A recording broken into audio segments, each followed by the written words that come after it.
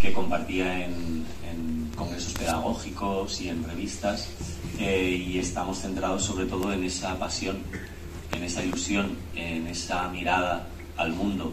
Estamos centrados en pensar en los niños y en pensar en los maestros y en cómo se sienten como iguales y en cómo se dan oportunidad de aprender unos de otros. Creo que en la obra se ve truncada esa ilusión, pero la gran parte de la creación parte de ahí, de estar completamente fascinados por esa misión pedagógica, por esa misión de vida, por esa ilusión de ir a un pueblo que no tiene caminos, que no tiene electricidad, que no tiene nada, y viniendo de una ciudad como Vilanova y la Geltrú, donde tenía todo, tenía de todo allí, y él como muchos otros, decide ir para allá porque cree que la mejor manera de ser maestro es implicarse en la sociedad. Maestro en una palabra muy amplia, ¿no?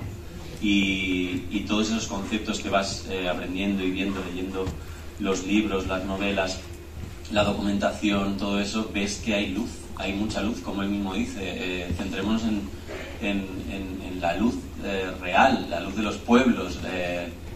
Tengamos primero pan y luego centrémonos en eso. Y creo que está reflejado en la pieza y en la poética y en el título, ¿no?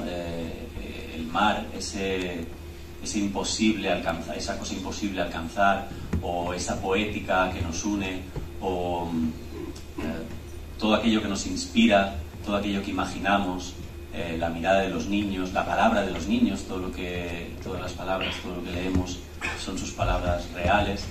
Entonces sí, pasamos 2 años, bueno, yo empecé un poquito antes, pero el grueso de la obra es del 34 al 36, y la gran parte de la obra es esa pasión, esa ilusión, ese rojo de vida.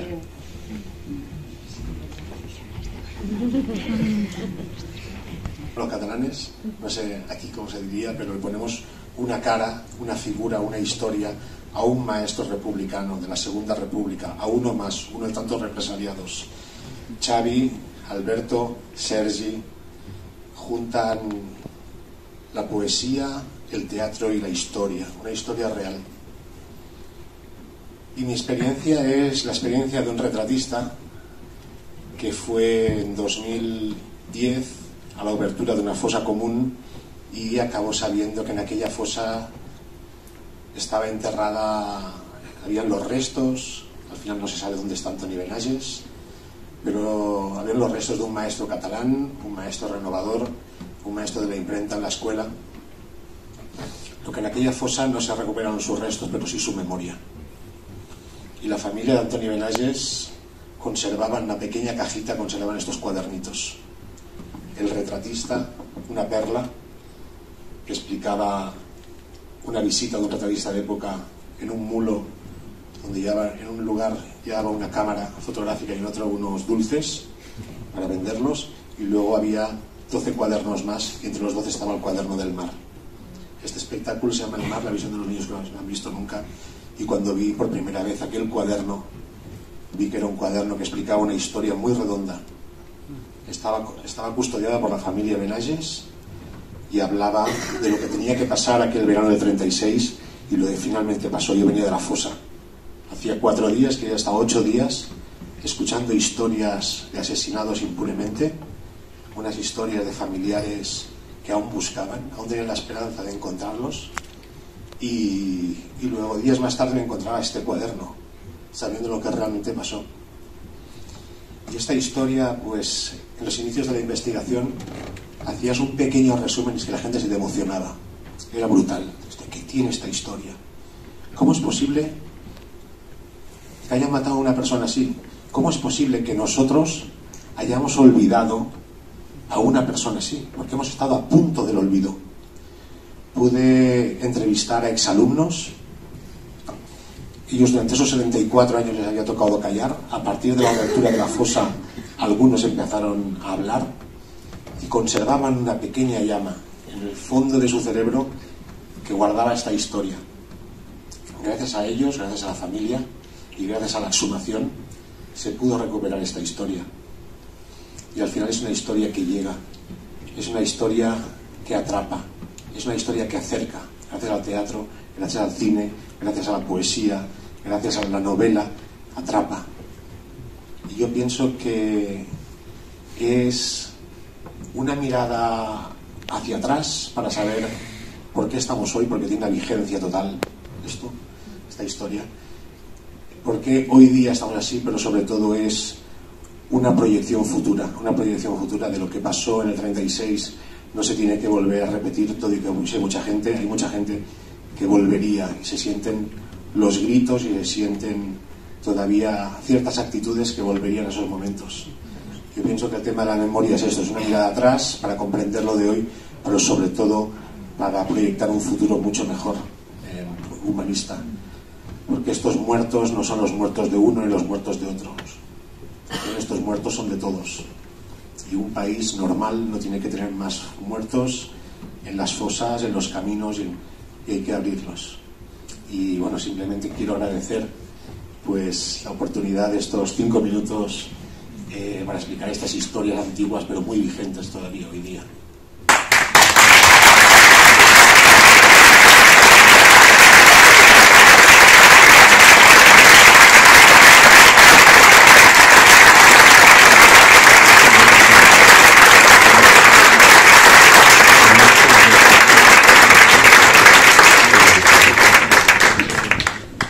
Más emocionante de las tres, y creo que no solo se debe a la historia que rescata, a la historia que cuenta, sino que está llena de delicadeza y detalles de principio a fin, desde esa sombra del crucifijo planeando sobre el pañuelo hasta esos destellos, esos brillos finales. Siempre hay algo nuevo. Entonces no me gustaría que acabara el coloquio sin que nos hablaréis un poco de cómo ha sido ese relato de los objetos, ¿no? El trabajo con los objetos, la dramaturgia, el objeto también como último depositario de ese roce de las manos del maestro, de esa historia, ¿no? Lo que queda finalmente en lo material. Y muchas gracias. Gracias. Sí, bueno, te puedes imaginar, ¿no? Es un proceso lento, es un proceso realmente, a mí me fascinan las cosas que nos acompañan en el cotidiano, ¿no? Porque con ellas tomamos decisiones y con ellas compartimos nuestra intimidad, y realmente son testimonios, permanecen allí y no nos comunican más que lo que nosotros mismos proyectamos, y pasan desapercibidos, ¿no? Pasan a siempre estar como en un segundo plano. Pero ¿qué ocurre cuando realmente les damos voz, imagen, sonido, ¿no? Cuando podemos trabajar desde la poética de la vocación, ¿no? Reencontrar esa imprenta, ese tamaño, escuchar cómo el peso que tiene, para intentar también proyectar en el recuerdo pues lo que cuenta el maestro, ¿no? Esa emoción de los niños en ver un artilugio que desconocen, pero que saben, que intuyen que con él van a poder hacer algo nuevo, ¿no?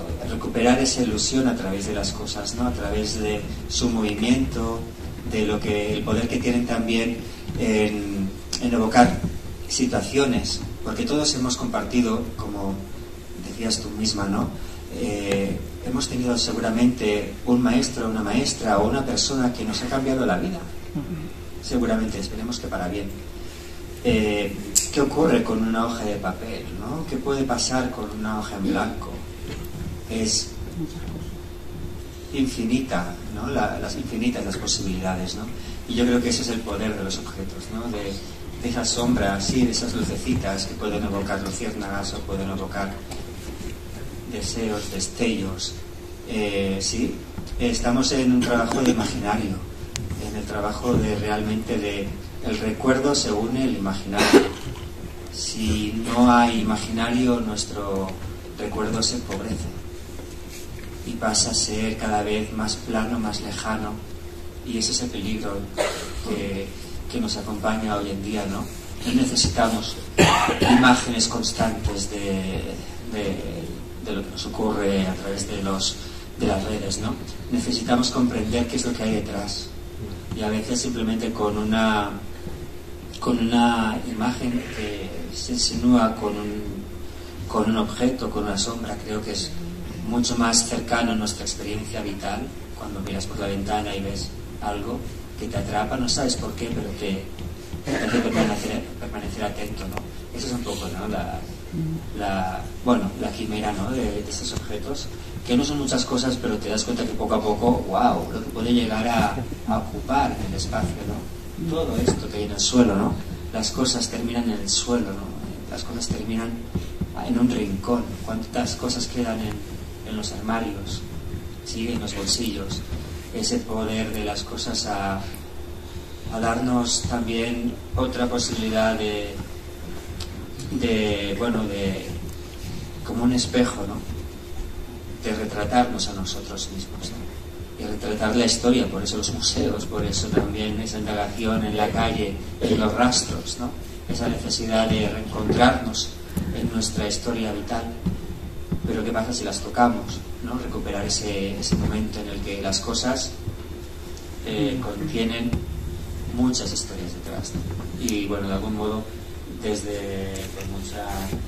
con mucha estima, por ejemplo, esta imprenta es de Sergi. Sergi sigue utilizando la imprenta en talleres, sigue ejerciendo esa maestría y de algún modo, gracias a Sergi, está aquí hoy, ¿no? Hay objetos que son de otros dos familias de coleccionistas, y después están los cuadernos, que son reproducciones, lógicamente, porque no podríamos tener los originales, que están hay muy poquitos y están además en bibliotecas o en los familiares, y son objetos ya casi paisaje, porque ya son forma parte de la memoria, ¿no? Es un poco, bueno. Muchas gracias.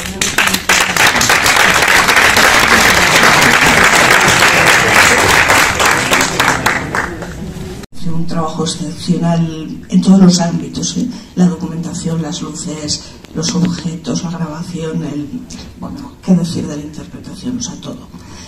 Y os quiero dar las gracias porque yo conocí el relato de un maestro como Antoni Benalles. Era un maestro que ejerció en un pueblecito de Navarra, en la misma época y con el mismo entusiasmo. O sea, yo soy hija de un alumno fascinado por aquel maestro, que no habló nunca de su experiencia, pero que siempre tuvo la espinita de haber querido saber más, de haber querido estudiar más. Es un maestro que inoculó en sus alumnos el deseo de saber.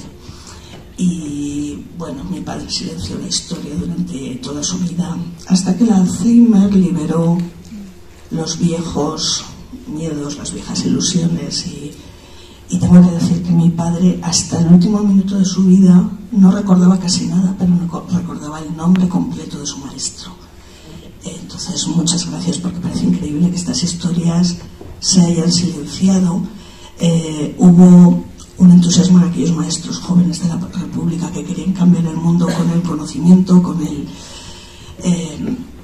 el espíritu crítico de sus alumnos, y aquella labor quedó truncada. Aquí, por lo que veo, hay muchísima gente relacionada con la enseñanza. De alguna manera, todos, sobre todo de jóvenes, hemos tenido ese entusiasmo y ese deseo de querer despertar el espíritu crítico, y es una pena que esta historia no se conozca. Gracias al teatro, gracias a la novela, gracias al cine, al menos no cae en el olvido. Con que muchísimas gracias y una felicitación enorme por vuestro trabajo.